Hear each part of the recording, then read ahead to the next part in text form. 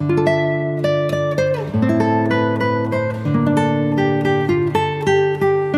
Guys, welcome back to my channel. So guys, आज मैं आपके लिए लेके आया हूँ put your head on my shoulder के एपिसोड 6 के एक्सप्लेनेशन। अगर आपने इससे पहले के एपिसोड नहीं देखे तो आप उन्हें हमारे चैनल पे जाके देख सकते हैं, और साथ ही में मैं उन वीडियो की लिंक नीचे डिस्क्रिप्शन में भी दे दूंगा, तो आप उन्हें भी चेकआउट कर सकते हैं। और मैं आपको रैंडम सीन हटाकर मेन स्टोरी के हिसाब से एक्सप्लेन करूंगा। एपिसोड 6 की स्टार्टिंग में हमें यहाँ पे दिखाया जाता है कि अगली सुबह ये दोनों ना अपने अपने कमरे से में बिल्कुल सेम टाइम से उठ के बाहर आ रहे थे। यहाँ पे मोमो की मॉम उन दोनों को ब्रेकफास्ट सर्व करती है, और यहाँ पे उन दोनों को ठीक से बातें करने के लिए कहते हैं। यहाँ पे मोमो उसकी मॉम को बता रही थी कि आज उसे कॉलेज जाना होगा क्योंकि उसके कॉलेज का कोई काम आ गया है। और यहाँ पे गोए भी बताता है कि उसे भी असल में आज कॉलेज जाना है। ये सुन के यहाँ पे उसकी मॉम काफी खुश हो रही थी और उनसे कहती है कि क्या तुम दोनों साथ में जा रहे हो। बट यहाँ पे मोमो उसके जवाब में मना करने वाली थी, लेकिन यहाँ पे गोए अचानक से हाँ कह देता है। और उसकी ये बात सुन के मोमो शॉक हो गई थी कि इससे क्या हो गया, और उसे भी अब फिर गोए के साथ ही जाना पड़ता है कॉलेज। और यहाँ पे हमें दिखाया जाता है कि आज ना गोए मोमो के पास आके बैठा हुआ था उसके बगल में, क्योंकि हमें पहले दिखाया गया था ना मोमो के बाजू वाली सीट खाली होके भी गोए ना उससे दूर जाके बैठा था, तो आज ना वो उसके पास बैठा हुआ है। और साथ ही में वो यहाँ पे मोमो को एक ईयरफोन देता है और उसके साथ रेडियो सुनने लगता है। फिर जब हमें नेक्स्ट सीन में दिखाया जाता है कि यहाँ पे मोमो अपने हॉस्टल में पहुंच चुकी थी, और उसे यहाँ पे देख के उसके सभी दोस्त काफी खुश हो रहे थे। इन सब में यहाँ पे थोड़ी देर बातें होती है, फिर वो अपना कुछ कॉलेज का होमवर्क लेके वहां से चली जाती है। और इधर हमें नेक्स्ट सीन में मोमो की मॉम को दिखाया जाता है, जो कि यहाँ पे मॉम को लेने आई हुई थी। तभी यहाँ पे उसे ना अचानक से फूफाई मिल जाता है, बट असल में उसकी मॉम तो यहाँ पे उसे पहचान ही नहीं रही थी। यहाँ पे फूफाई उन्हें याद दिलाने की कोशिश कर रहा था कि वो मोमो का फ्रेंड है। यहाँ पे वो उससे बात करने ही वाली थी कि इतने में ही यहाँ पे मोमो आ जाती है, और वो फूफाई को देख के अजीब सी शक्ल बनाने लगती है। और यहाँ पे वो उसकी मॉम को लेके वहां से घर चली जाती है। इधर वो लोग घर आ चुके थे, और यहाँ पे हमें मोमो को ना काफी उदास सा दिखाया जाता है। यहाँ पे उसकी मॉम उसे बता रही थी कि एक बार ना फूफा तुम्हारी किताब देने वापस घर आया था, बट मैंने उसे उस समय तुमसे मिलने नहीं दिया था, क्योंकि ना उस समय तुमने खुद को अपने कमरे में बंद कर लिया था और काफी रो रही थी, और उस वजह से तुम्हारे डैड और मैं काफी परेशान हो गए थे। और जब हमने तुम्हारी कॉपी देखी थी तो तुमने हर पेज पे फूफाई का नाम लिखा हुआ था, और हमें समझ में आ गया था कि तुम फूफाई को पसंद करती थी, और तुम दोनों के बीच में क्या चल रहा है मुझे नहीं पता, इसलिए ये तुम पे डिपेंड करता है कि तुम क्या डिसाइड करती हो। साथ ही में उसे बता रही थी कि वो कल वापस उसके गांव जाने वाली है। ये सुन के यहाँ पे मोमो काफी इमोशनल हो जाती है। इसके बाद हमें फिर से यहाँ पे मोमो और गोए को दिखाया जाता है, जो कि अपना अपना काम कर रहे थे। यहाँ पे मोमो गोए से पूछ रही थी कि क्या तुम मेरी थीसिस लिखने में मदद कर दोगे, कॉलेज का होमवर्क है। बट तभी यहाँ पे उसे याद आता है कि असल में उसके और उसके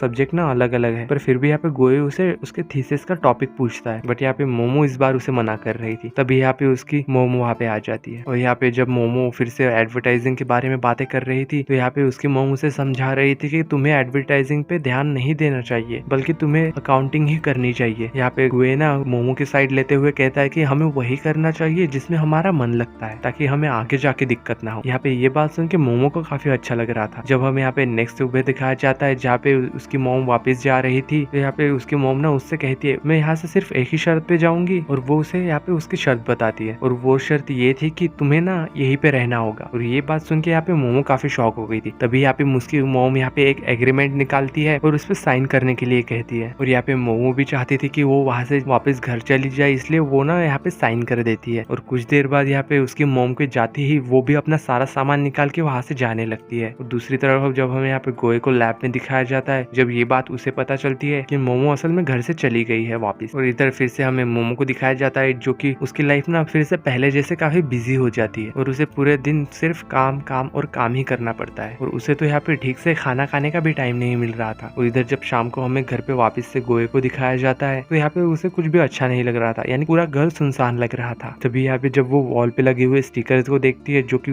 मोमो ने वहाँ पे लगाए थे, तो यहाँ पे उसे मोमो की याद आने लगती है, और यहाँ पे वो कुछ तो भी डिसाइड करता है। और इधर फिर नेक्स्ट डे जब हमें यहाँ पे गोए और मोमो की दोस्त को दिखाया जाता है, जो कि यहाँ पे पढ़ाई कर रहे थे, तो यहाँ पे फूफाई ना मोमो के बारे में बात कर रहा था, जिसपे यहाँ पे वॉन्गशा उससे कहती है कि चलो मैं तुम्हारा टेस्ट लेती हूँ, अगर तुम उसमें पास हो जाते हो तो उसके बाद में तुम्हें मोमो से मिलवा दूंगी। ये सुन के यहाँ पे फूफाई भी मान जाता है। फिर जब हमें नेक्स्ट सीन में यहाँ पे मोमो को दिखाया जाता है, जो कि असल में अपनी क्लास खत्म करके अपनी रूम की ओर जा रही थी, तभी यहाँ पे उसे एक अचानक से लड़की मिल जाती है, और यहाँ पे वो उसके पास आके बोल रही थी कि मुझे एक एडवर्टाइजमेंट बनाने में तुम्हारी मदद चाहिए थी, क्या मेरी मदद करोगी। पहले तो यहाँ पे मोमो मना करती है, तभी यहाँ पे उसे गोए की बात याद आ जाती है कि हमें वही काम करना जिसमें हमारा मन लगता हो, इसलिए वो उस लड़की की मदद करने के लिए हाँ कह देती है। और वो यहाँ पे रात भर बैठ के उस लड़की के लिए एडवर्टाइजमेंट बना रही थी। तभी यहाँ पे वांगशा वहाँ पे आती है और उससे पूछ रही थी कि क्या उसने थीसिस कंप्लीट कर रही है, क्योंकि कल से तुम्हारे पास बिल्कुल भी टाइम नहीं होगा उसे कंप्लीट करने के लिए। यहाँ पे मोमो उससे कह रही थी कि अब तो मेरे पास टाइम ही टाइम है, क्योंकि कल मैं अपनी जॉब वापस छोड़ने वाली हूँ और मैं वही करूंगी जिसमें मेरा मन लगता है, यानी कि एडवर्टाइजिंग। अब जैसे कि यहाँ पे मोमो ने डिसाइड किया था, हमें अगले दिन दिखाया जाता है कि यहाँ पे मोमो जाके वहाँ पे जॉब छोड़ देती है। यहाँ पे उसकी मैनेजर भी काफी अच्छी थी, क्योंकि उन्हें पता था मोमो के इंटरेस्ट ना एडवर्टाइजिंग में है, इसलिए वो यहाँ पे उसे जाने देती है। और दूसरी तरफ हमें यहाँ पे गोए को फिर से दिखाया जाता है, जो कि लैब में था। वो भी अपना प्रोजेक्ट खत्म करने के बाद वो भी थीसिस लिखने लगता है और उसे कंप्लीट करके यहाँ पे वो मोमो के हॉस्टल चला जाता है और वहाँ पे जाके इंतजार करता है। जब यहाँ पे मोमो बाहर आती है तो उसे पता चलता है कि मोमो असल में इंटरव्यू देने जा रही है। और यहाँ पे गोए उससे झूठ कह देता है कि मुझे भी उसी एरिया में काम है, तो चलो साथ में चलते हैं। और वो दोनों यहाँ पे साथ में चले जाते हैं। बट असल में गोए को तो यहाँ पे कोई भी काम नहीं था, वो तो बस उसके साथ यहाँ पे आना चाहता था। इसलिए वो मोमो के कंपनी के अंदर जाने के बाद उसका यही पे बाहर पे इंतजार करने लगता है। इंटरव्यू खत्म होने के बाद मोमो जब कंपनी से बाहर आती है तो वो काफी खुश लग रही थी और बाद में गोए उसे हॉस्टल के बाहर ले जाके छोड़ देता है। बट वो यहाँ पे उसे थीसिस देना भूल गया था, इसलिए वो यहाँ पे वापस से मोमो का वहाँ पे वो इंतजार करने लगता है। तभी यहाँ पे वहाँ की केयर टेकर बाहर आती है और उन्हें लग रहा था कि गोए शायद सेल्समैन होगा, क्योंकि ये लड़कियों का हॉस्टल है ना, इसलिए। तो यहाँ पे वो उसे भगाने लग जाती है। तभी यहाँ पे प्रोफेसर जैंग वहाँ से आते हैं, जो कि उन्हें जानती थी। तो यहाँ पे वो उसे गोए के बारे में बता रहे थे कि ये मेरा स्टूडेंट है। और यहाँ पे उसके बाद ना प्रोफेसर को डांटने लगती है सिगरेट पीने के लिए। उसे ये देख के गोए को काफी शौक हो रहा था। जब यहाँ पे उसके प्रोफेसर वहां से चले जाते हैं तो यहाँ पे उन केयर टेकर से बात करके